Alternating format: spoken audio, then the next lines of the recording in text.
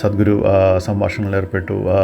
Government level എന്തൊക്കെ ചെയ്യാം എന്നുള്ളതിനെ പറ്റി അദ്ദേഹം സംസാരിച്ചായിട്ടാണ് ഞങ്ങൾ മനസ്സിലാക്കുന്നത്. ഇതുകൂടാതെ നെതർലാൻഡ്സിലെ തന്നെ നിരവധി പ്രൈവറ്റ് ഇൻഫ്ലുവൻസേഴ്സ്, രാഷ്ട്രീയക്കാർ, അവരെയെല്ലാം സദ്ഗുരു സ്വാധീനിച്ചിട്ടുണ്ട് എന്നാണ് മനസ്സിലാക്കുന്നത്. I think Sadhguru needs no introduction. We all have heard him, we have read about him. Many of you may have already met him, and therefore it is indeed a real honor and privilege that he has found time to join us this afternoon. So Sadhguru is here on a very special mission, which is to raise awareness about soil depletion. And he has embarked on a solo journey to raise awareness and take his message to people across 25 countries, covering 30,000 kilometers. And this is not all. He has done a lot of work relating to sustainability and environmental degradation in the past. So the message that he brings to us is extremely relevant, extremely significant, not only for us but for our future generations. If you came here as any other creature on this planet, stomach full, life settled. Once you come here as a human being, stomach empty, only one problem. Stomach full, 100 problems. Because somehow survival doesn't seem to surface. For a human being, something more needs to happen. In search of that something more and something more, we have turned the world upside down. This damage that's happened on the planet has not happened because of some evil design. Just ordinary people seeking happiness, in pursuit of human happiness, in pursuit of human well-being.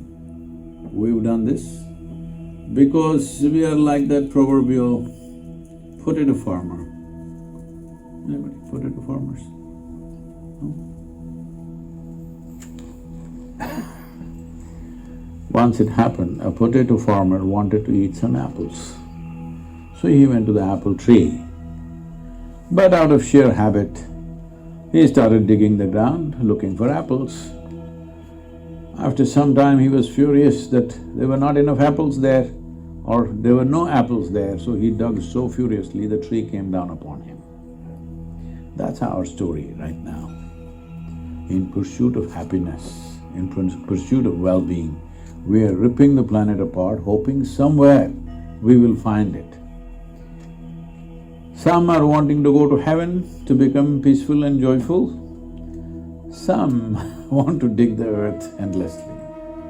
But human well-being, above all human experience, whether it's pain or pleasure, joy or misery, agony or ecstasy, happens only from within you, isn't it so?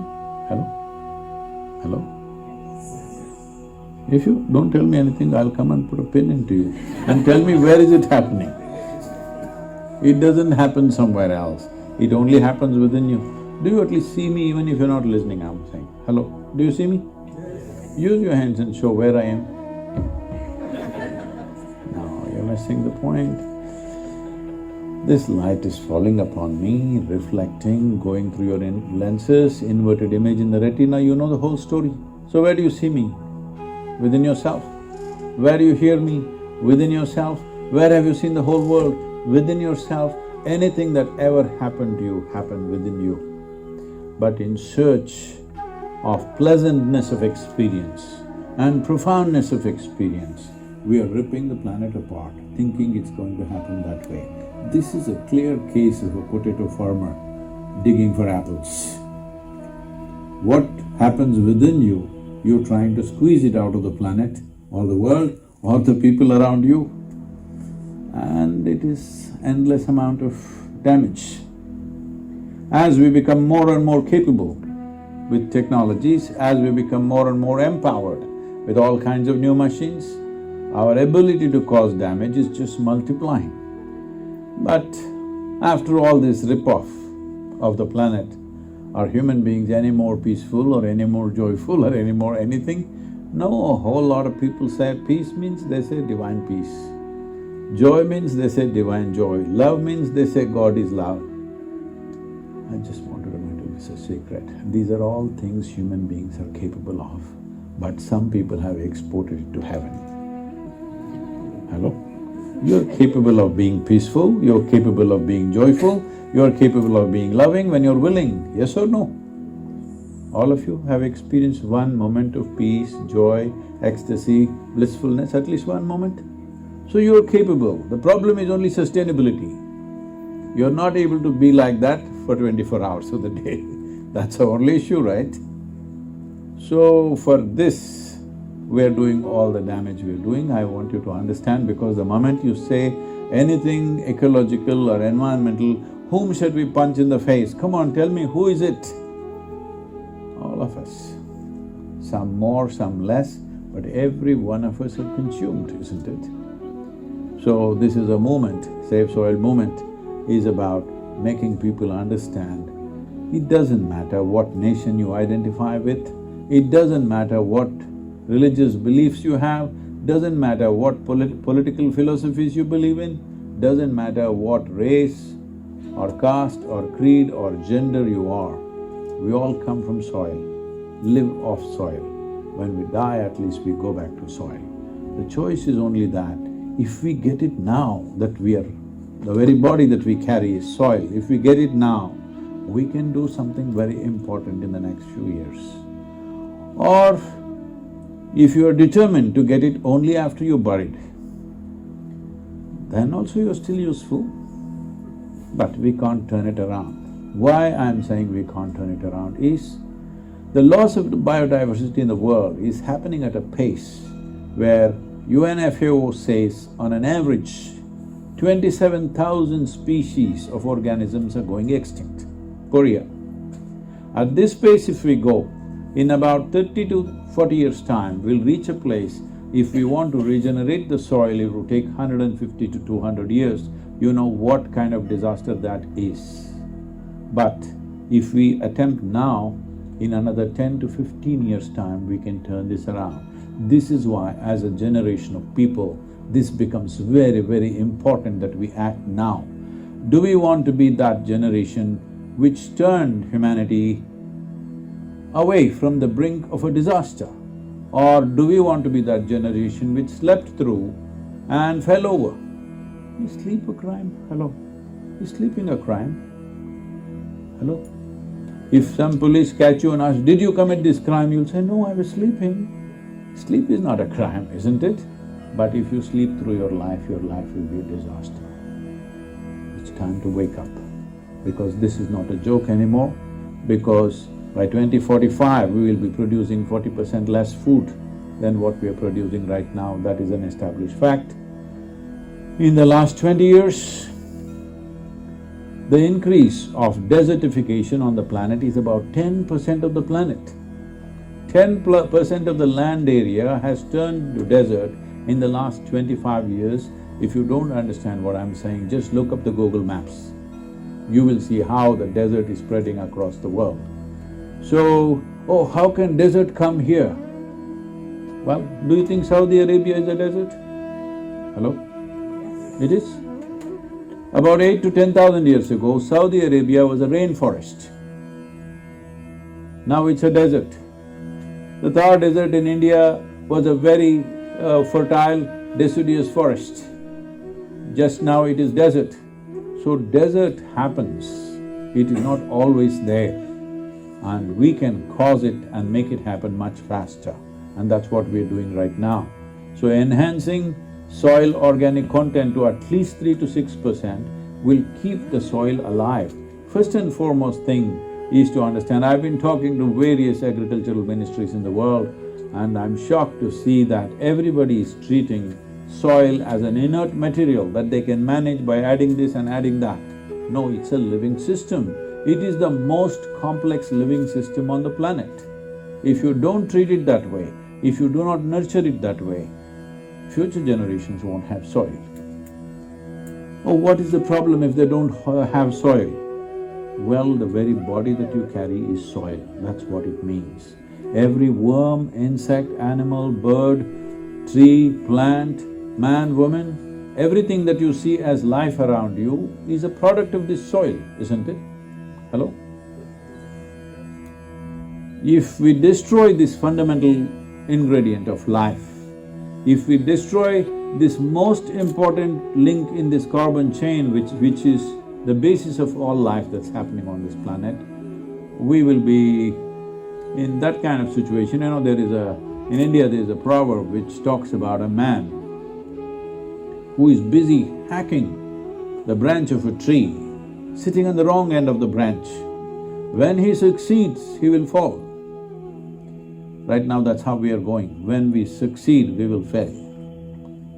That's not nice.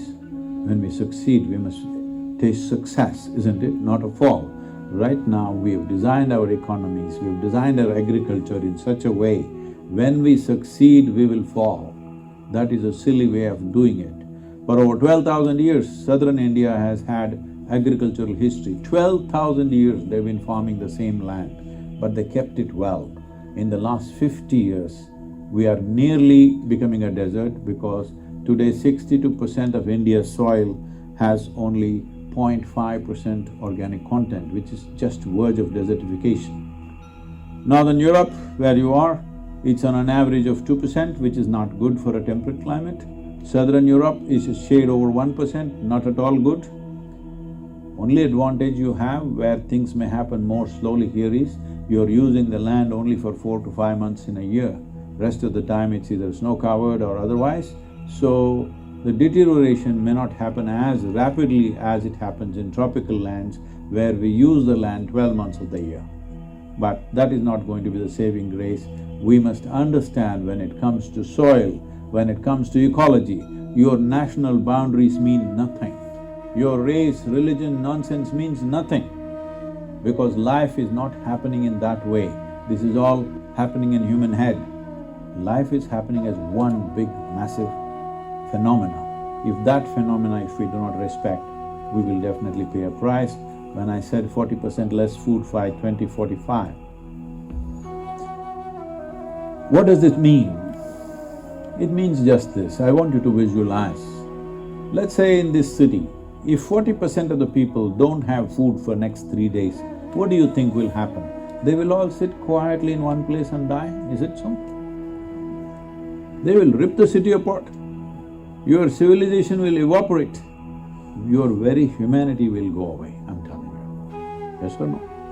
Gandhi സെൻറ്ററിലെ പ്രോഗ്രാമിന് ശേഷം അവിടെ കൂടിയിട്ടുള്ള ചെറിയ ഒരു Indian community ഗാദറിങ്ങിന് ഒരു question answer സെഷന് കൂടി സമയം അനുവദിച്ച് 4-5 ചോദ്യങ്ങൾക്ക് ഉത്തരം കൂടി നൽകിയ ശേഷമാണ് സദ്ഗുരു നെതർലാൻഡ്സിലെ പ്രധാനപ്പെട്ട ഇവൻ്റായ ആംസ്റ്റർഡാം റായിലെ പ്രധാനപ്പെട്ട ഇവൻ്റ് സെൻറ്ററിലേക്ക് അദ്ദേഹം യാത്രയായത്. Good afternoon, Sadhguruji. On behalf of our community, first of all, I would like to say thank you for being such an epitome of Vasudhaiv Kutumbakam, and Save the Soil is such initiative which resonates with lots of us, yeah. That's my message to you. Thank you so much, and we all love you on behalf of the Indian community here, yeah. Thank you.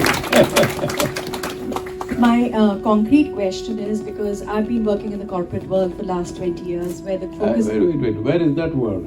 It's right here, right here. No, this is what I'm saying. We are finding in how many ways can we divide the world. Soil is that aspect which unifies all of us.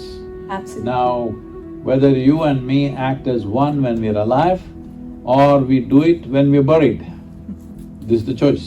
So don't use those words. You're in a But corporate the point job, I but wanted to ask was that most corporates are aiming for profit, consumerism, capitalism. they must do that. Yeah.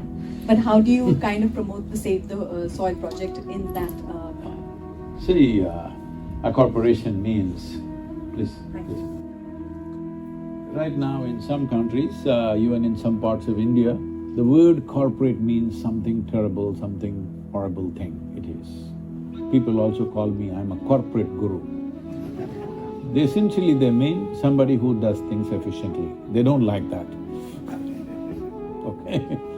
So corporation means running your business in a more organized and sensible way rather than running it out of your pocket. Hello? Yes or no? That's what it means. So let's not make that into a separate world and leave the world behind. It is just more efficient and sensible way of running your business. Please, let's do that. And business is making profit. They must make profit, because if there is no profit, why the hell will anybody do business? Everybody will seek a job. Hello? Everybody will seek a simple job, because you need to understand, if somebody is making profit, day and night he's on it, okay? It's not like you finish your job and go home in the evening and relax. There's no such thing for one who is running a business. Day or night, it's on and on and on till he reaches a certain point, all right? Maybe he looks a little more glossy to you because he may be driving a bigger car and he may be wearing whatever, more expensive clothing, whatever, but those people who are successful in that sense, financially successful, they neither eat properly, nor sleep properly, nor do anything properly because it keeps them busy, busy and busy, all right? So let's leave that. But if a business doesn't make profit, would you invest in that? I'm asking. No. Then what are we talking about? They're committed to profit. They should be, because their shareholders have demanded that they must make profit, otherwise they will leave them. Yes or no? Yes. But now, it is in the policy framework where you have to set it in such a way that whoever makes profit, in some way people should benefit. That's what taxation system is. How efficiently it's working in different countries may be a question mark, but that is a fundamental premise, isn't it? Whoever makes money, everybody should benefit, because not everybody is equally competent, not everybody may be equally focused on their financial stuff. So, that is the idea of policy making, that you make the policy in such a way that everybody benefits. So we should not talk to, as I said, I will not talk ecology to farmers, nor do I talk service to corporates. I said, just do your business well. You expand your business as much as you can, because the purpose of business when you start is profit and money. But as you become large, when you say you're a corporate, now you must have a vision that you want to make an impact in the world. Only then you will live long. Otherwise, corporations which were very relevant 10 years ago don't even exist right now, isn't it? Any number of them. If you want to stay relevant, it's important that you must have a larger vision than just personal ambition. If you do not transit from personal ambition to a larger vision, you're not going to last very long, nor are you going to grow in any big way. Yeah, very excited to have Sadhguru in the Netherlands for the first time in a long time. All the volunteers coming together to make this happen and to let everyone know that we need to save our soil, because it's really important for the future generations to do this. And we're very happy to have Sadhguru here with us in the Netherlands, and we hope he has a very good journey in the rest of the countries. This is BTR Naidu from Netherlands, and I'm so excited to be here. I love all the initiatives from Sadhguruji, and this is one of those initiatives which has really a big it's gonna pick up a very big momentum, because it is to save the Mother Earth, the soil, the very essential which is needed for the survival of the humankind. So they see a lot of enthusiasm among the people. There have been a lot of people waiting outside who couldn't get through, and there have been a large crowd who turned out in support of this initiative. And in next 100 days, I think this is going to become a very big world movement. So, signing off, and very fantastic. Namaskaram. I worked at the art exhibition, and children made really beautiful artworks. It was really inspiring, and to see Sadhguru after all talking about saving soil was beautiful. Yeah. Namaskaram, my name is Shivangi, so I'm coordinating the event today in Rai. So it has really been a great experience, really happy to so many people coming together to make this happen. It has been absolutely humbling. Namaskaram. So today we created some energy to regenerate the soil, and that's what it's all about, so make it work. Yes, together we say save soil! Save the soil. നിരവധി ദിവസങ്ങളായി Amsterdam റായിലെ ഈ mega ഇവൻറ്റിന് വേണ്ടി Isha ഫൗണ്ടേഷൻ്റെയും conscious പ്ലാനറ്റിൻ്റെയും save soil മൂവ്മെൻറ്റിൻ്റെയും ഒക്കെ volunteers നിരവധി പ്രവർത്തനങ്ങളിൽ ഏർപ്പെട്ടു വരികയായിരുന്നു.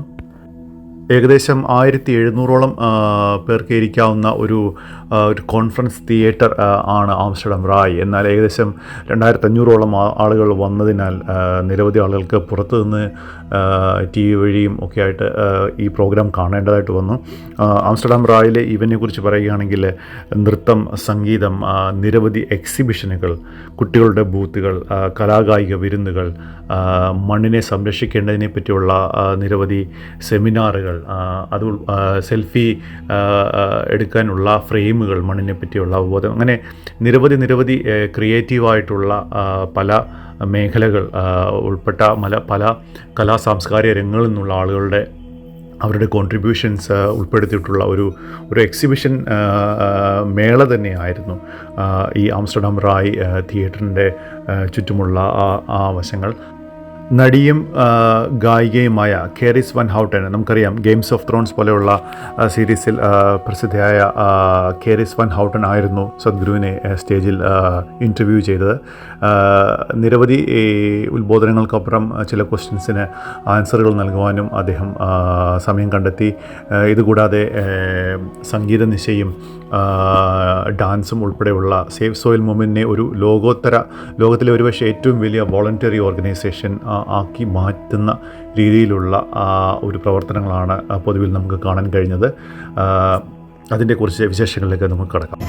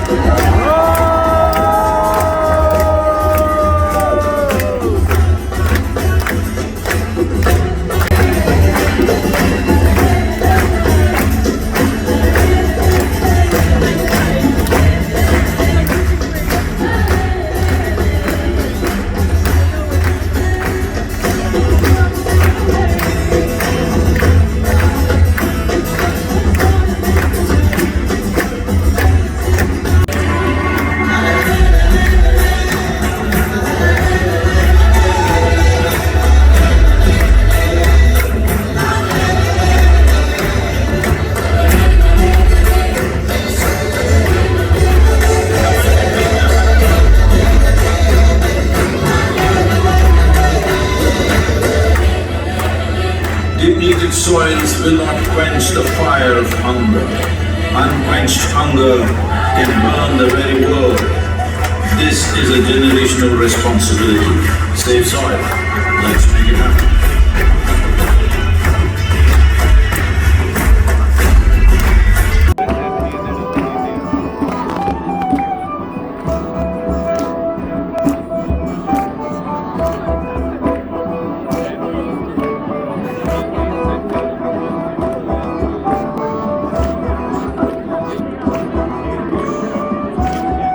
ദിവസം നീണ്ടുനിന്ന വളരെ വളരെ വിപുലമായ വളരെ ചാർജിങ് ആയിട്ടുള്ള ഒരു ദിവസമാണ് സദ്ഗുരുവിനൊപ്പം ഇവിടെ കടന്നുപോയത്.